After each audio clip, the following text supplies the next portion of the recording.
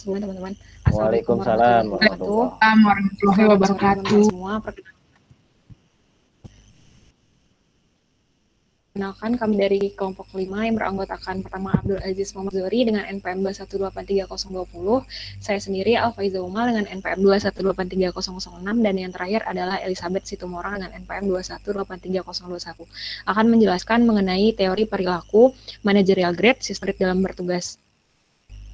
Pada kesempatan kali ini kami akan menjelaskan mengenai 4 poin utama, dengan poin pertama yaitu pengertian kepemimpinan, yang kedua pengertian dan penjelasan teori perilaku, yang ketiga teori perilaku managerial grade dengan subpoinnya pertama pengertian dan penjelasan, analogi, contoh dan studi kasus, dan yang terakhir adalah kesimpulan.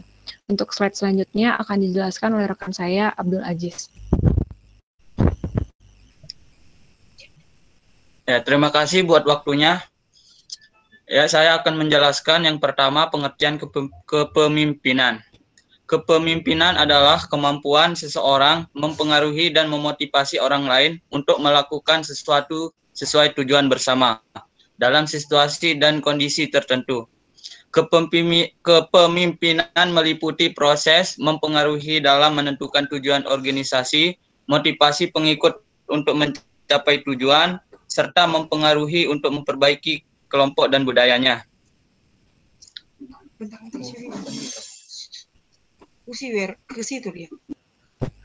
Yang kedua, pengertian dan penjelasan teori perilaku, yaitu teori yang berfokus pada perilaku pemimpin yang keberhasilan seseorang pemimpinnya ditentukan oleh perilaku dalam melaksanakan fungsi kepemimpinannya. Contoh perilaku kepemimpinan tampak dari yang pertama, cara melakukan pengambilan keputusan, yang kedua, cara memerintah instruksi, yang ketiga, cara berkomunikasi, dan yang terakhir, cara menegur dan memberikan sanksi. Yang slide selanjutnya akan disampaikan oleh saudara Elizabeth Situmorang. Terima kasih.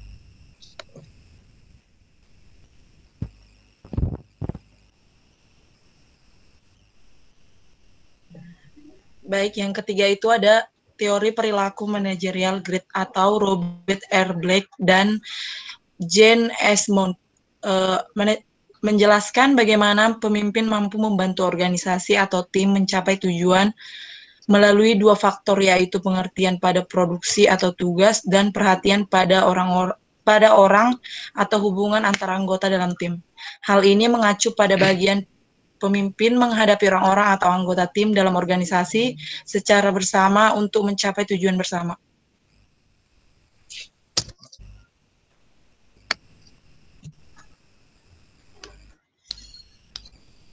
Ini ada gambar analogi managerial grid, yaitu gaya kepemimpinan managerial grid dari dua sisi dimensi. Managerial grid ditujukan dengan gambar yang memperlihatkan adanya perhatian terhadap produksi pada sumbu mendatar dan perhatian kepada orang pada sumbu tegak. Teori ini dibagi ke dalam 5 grid gaya kepemimpinan, diantaranya yang pertama Enforced Management, yang kedua Country Club Management, yang ketiga Anatory Complicated Management, yang keempat Midline of the Road Management, dan juga Team Management. Dan yang pertama saya akan menjelaskan pada grid 1.1 atau Improvised Management. Dalam menjalankan tugas pemimpin dalam grid ini menganggap dirinya sebagai perantara yang hanya dapat mengomunikasikan informasi dari atasan kepada bawahan, sehingga sedikit sekali usahanya untuk dalam memikirkan bawahannya. Yang kedua itu ada grid 1.9 atau Country Club Management. Pada kepemimpinan dari pemimpin grid ini ialah mempunyai rasa tanggung jawab yang tinggi untuk memikirkan orang-orang yang bekerja di organisasinya.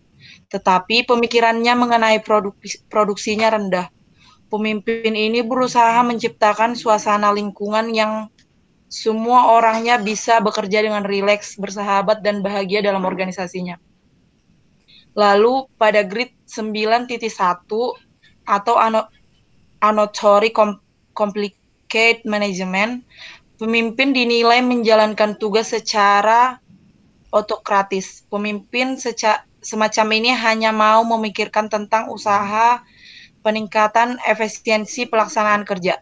Tidak mempunyai atau hanya sedikit rasa tanggung jawab pada orang-orang yang bekerja dalam organisasinya. Selanjutnya, grid pada 5.5 atau Midline of Road Management, pemimpin mempunyai pemikiran yang medium baik pada produksi maupun pada orang-orang. Dia berusaha menciptakan dan membina moral orang-orang yang bekerja dalam organisasi yang dipimpinnya, dan produksi dan dalam tingkat yang memadai, dan berbaik hati mendorong orang-orang untuk bekerja lebih baik. Sedangkan yang pada terakhir, pada grid 9.9, tim manajemen, pemimpin mempunyai rasa tanggung jawab yang tinggi untuk memikirkan baik produksi maupun orang-orang yang bekerja dalam organisasinya. Dia mencoba untuk menenangkan semua usaha dengan senantiasa memikirkan dedikasi pada produksi dan nasib orang-orang yang bekerja dalam organisasinya. Pemimpin yang termasuk dalam grid ini dikatakan sebagai manajer tim yang real atau the real team manager. Dia mampu memadukan kebutuhan produksi dengan kebutuhan orang-orang secara individu. Selanjutnya akan dilanjutkan oleh rekan saya Alfaiza Umar. Seperti yang dijelaskan oleh teman saya sebelumnya, bahwa pada teori managerial grid ini terdapat 5 grup grid. Maka dapat diambil contoh, pada grid gaya kepemimpinan tim manajemen, pemimpin akan memberikan apresiasi atau penghargaan kepada anggotanya yang telah menyelesaikan tugas atau target dengan baik. Bisa diambil contoh pada perusahaan MNC atau perusahaan multinational company, bisa dibilang itu merupakan perusahaan raksasa ataupun perusahaan besar yang menetapkan target perusahaan yang cukup tinggi, tetapi berbanding lurus memberikan apresiasi ataupun bonus kepada pekerjanya. Yang kedua, contohnya itu pada grid gaya kepemimpinan authority compliance management, pemimpin pada perusahaan Cina yang kerap bersikap otoriter atau otokrat kepada bawahan yang hanya mementingkan target perusahaan. Mohon maaf, itu contohnya seperti perusahaan Cina PT Sinarmas, di mana itu perusahaan besar yang menetapkan target perusahaan yang cukup tinggi, tetapi berbanding terbalik memberikan bonus ataupun apresiasi kepada pekerjanya yang telah bekerja keras. Nah, selanjutnya studi kasus teori perilaku manajerial grid. Ini merupakan salah satu contoh penelitian dari mahasiswa Universitas Negeri Gorontalo. Bagaimana pengaruh gaya kepemimpinan manajerial grid terhadap produktivitas kerja karyawan, studi kasus PT Kawasaki Gorontalo. Nah, pada penelitian ini dilakukan menggunakan analisis regresi linear. Kita sudah belajar regresi linear pada matkul statistika bisnis, di mana persamaan umumnya itu adalah Y sama dengan A plus BX. Untuk mendapatkan konstanta atau koefisien itu, maka dibutuhkan 2 data dalam penelitian ini. Data pertama yaitu target penjualan, dan yang kedua adalah data jumlah karyawan. Setelah diolah data tersebut, maka didapatkan persamaan Y sama dengan 26,270 plus 0,494X. Y merupakan produktivitas kerja karyawan, sedangkan X adalah pengaruh gaya kepemimpinan manajerial grid. 26,270 itu merupakan konstanta, dan bagaimana pengaruh gaya kepemimpinan itu terhadap produktivitas kerja karyawan itu dipengaruhi oleh koefisien 0,494. Dari penelitian tersebut, maka ditariklah hipotesis dan disimpulkan bahwa gaya kepemimpinan manajerial grid berpengaruh signifikan terhadap produktivitas kerja karyawan. Teman-teman semua, pada perhitungan tadi itu hanyalah sebagai pengantar bahwasanya itu tuh membuktikan bahwa gaya kepemimpinan manajerial grid itu memang benar-benar berpengaruh terhadap produktivitas ataupun hasil yang dilakukan oleh kerja karyawannya nanti terhadap perusahaan. Nah, untuk kesimpulannya itu, poin pertama, kepemimpinan adalah kemampuan seseorang mempengaruhi dan memotivasi orang lain untuk melakukan sesuatu sesuai tujuan bersama dalam situasi dan kondisi tertentu. Yang kedua, teori perilaku adalah teori yang berfokus pada perilaku pemimpin yang keberhasilannya ditentukan oleh perilaku dalam melaksanakan fungsi-fungsi kepemimpinan. Yang ketiga, gaya kepemimpinan managerial grid dipelopori oleh Robert R. Blake dan Jen S. Moulton. Dipengaruhi oleh dua faktor atau dua dimensi, yaitu perhatian pada produksi atau tugas dan perhatian pada orang atau hubungan antar anggota tim itu sendiri. Dan yang terakhir, teori Blake dan Moulton managerial grid ini dibagi ke dalam 5 grid gaya kepemimpinan, di antaranya impoverished management, country club management, authority compliance management, middle of the road management, dan juga team management. Berikut daftar pustaka. Baik, sekian dari presentasi kami. Ini apakah ada pertanyaan dari teman-teman? Saya, Pak. Ya, saya.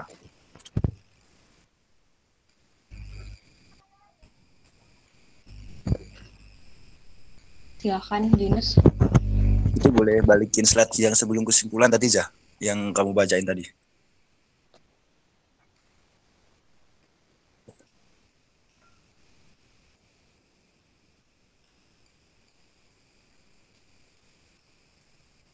Ini.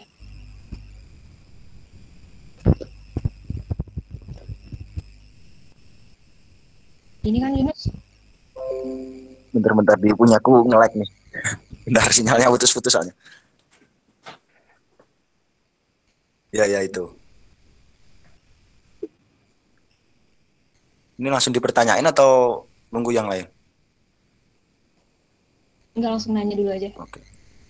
Yang kesimpulannya itu gaya kepemimpinan managerial grid itu berpengaruh signifikan terhadap produktivitas kerja karyawan.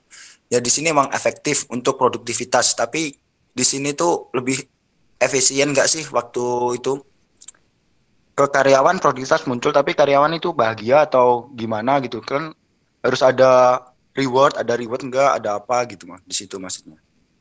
Paham nggak? Gimana, Nus? Bagaimana Itu kan gaya kepemimpinan managerial grid kan berpengaruh signifikan terhadap produktivitas kerja karyawan. Dan kerja karyawan ini memang efisien untuk keluarnya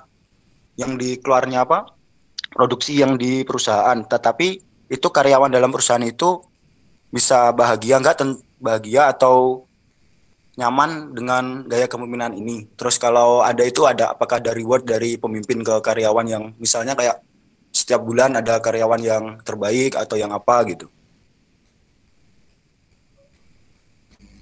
Baik, ngerti.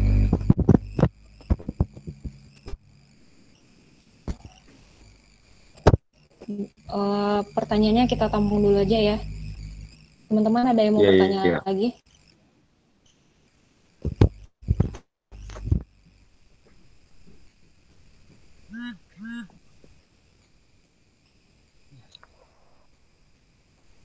Kayaknya udah nggak ada, cuma satu.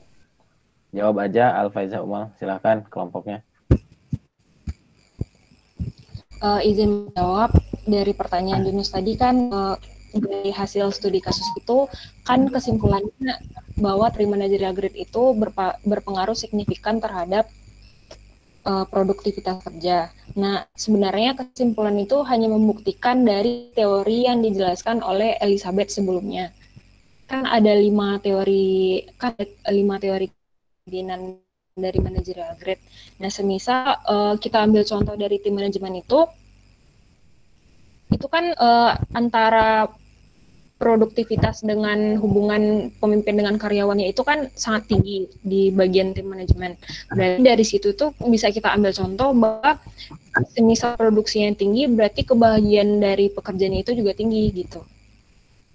Itu balik lagi ke yang dijelaskan oleh Elizabeth tadi, gitu, Yunus. Yunus? Sinyalnya nggak ada kayaknya. Ya, Pak. Ketiduran. Tangkap nggak? Kedengeran kan ya, Yunus? Putus-putus, Pak. Mungkin poinnya. Jadi mungkin ini tadi hubungan antara produksi atau produktivitas dengan personil itu gimana ujungnya gitu. Apakah dengan produksi tinggi dapat reward gitu kan ya?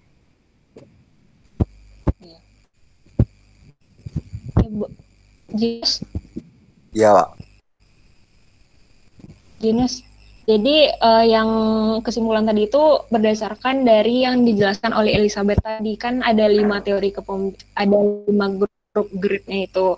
Nah, misalkan kita contoh dari tim manajemen dan produksi tinggi dan juga hubungan ataupun reward yang diberikan kepada pekerja itu juga tinggi. Nah, jadi dari misalkan kita ambil contoh dari tim manajemen, berarti itu sebanding. Kalau misalkan kita ambil contoh dari complex manajemen, itu cuma produksinya aja yang tinggi, tapi penghargaan ataupun reward yang diberikan kepada petugas itu rendah gitu. Itu balik lagi ke pemimpin itu masuk ke dalam grid yang mana. Gitu. Gimana, Jinus? Putus-putus, Jinus? Iya.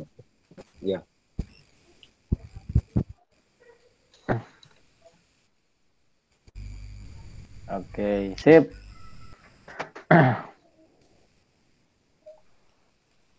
Nggak ada pertanyaan lagi, silahkan ditutup. Baik, sekian presentasi dari kami kelompok 5. Mohon maaf apabila ada kesalahan. Assalamualaikum warahmatullahi wabarakatuh. Waalaikumsalam warahmatullahi